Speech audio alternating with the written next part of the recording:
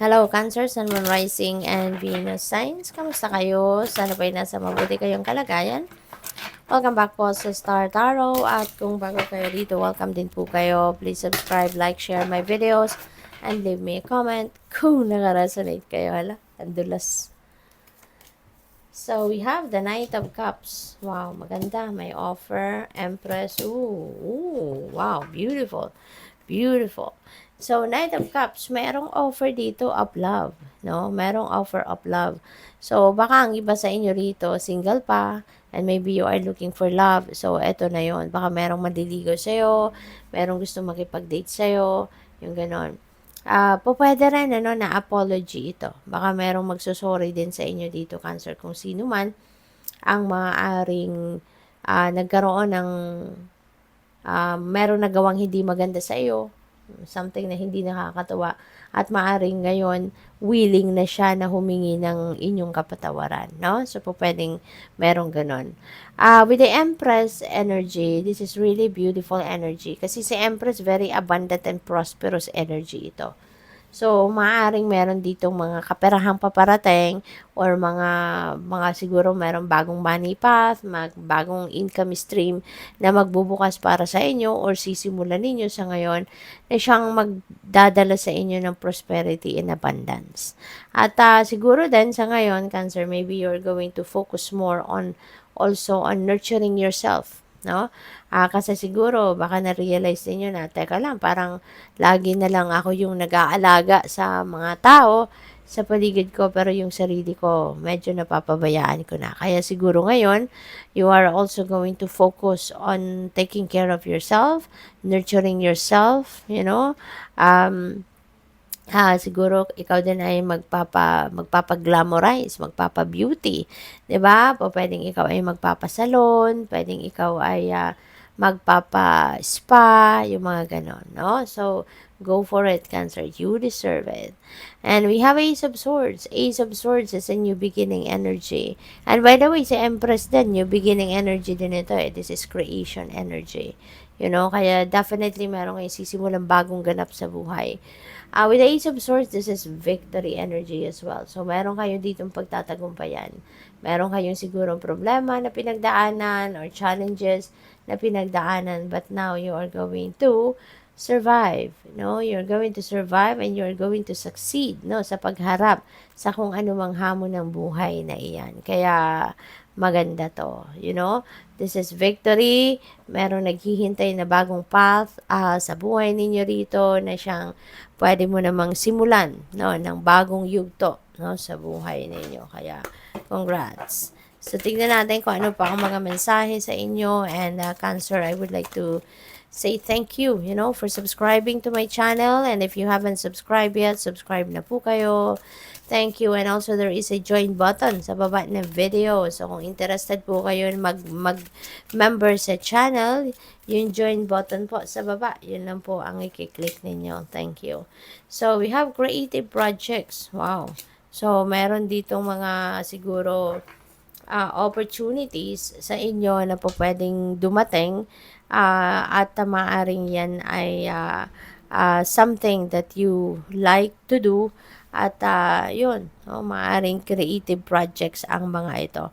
So, pwedeng ano to, sa trabaho ninyo or pwedeng um, hobbies ninyo ito, yung mga ganon, no? So, you also have knowledge and healing. Wow. So, baka meron kayong matututunan ngayon. No? Maaaring yan ay galing sa mga experiences ninyo. 'Di ba? Those are lessons learned. Pwedeng ganun. Or this could be academic knowledge. Baka ang iba sa inyo dito nag-aaral, 'di ba? Nagre-research. Kaya you have more knowledge na makukuha sa ngayon.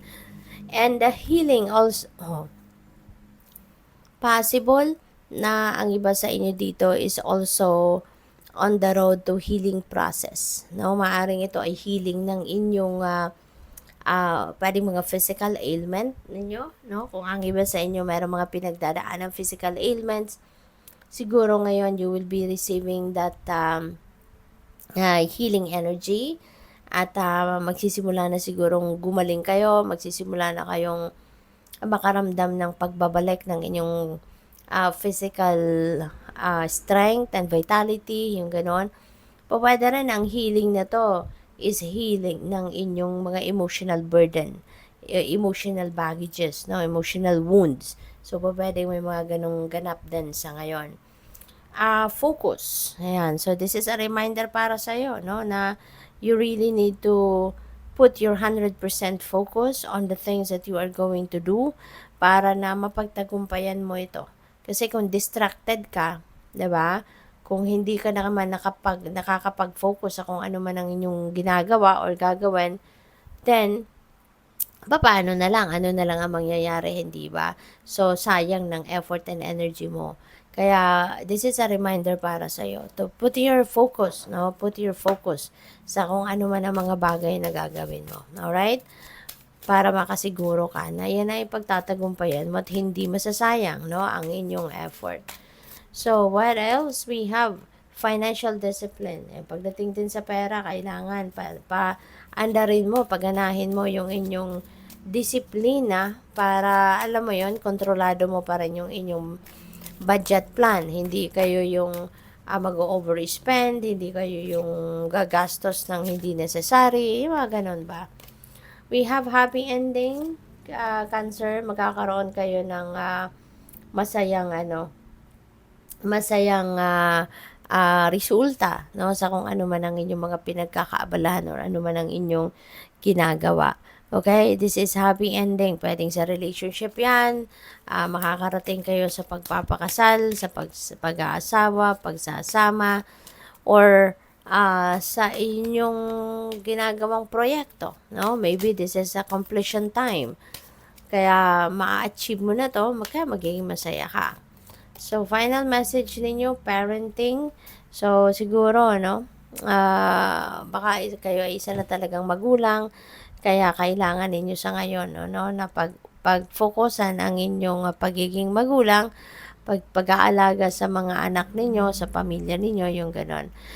Possible din, sa trabaho ninyo, baka kayo yung tumatayong parang second parents, no, ng mga alaga ninyo. Baka kayo ay nagtatrabaho, parang caregiver, yung ganon, ano.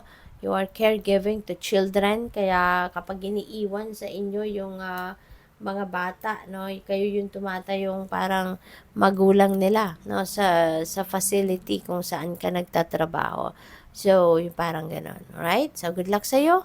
Thank you for watching Laman Light. Namaste.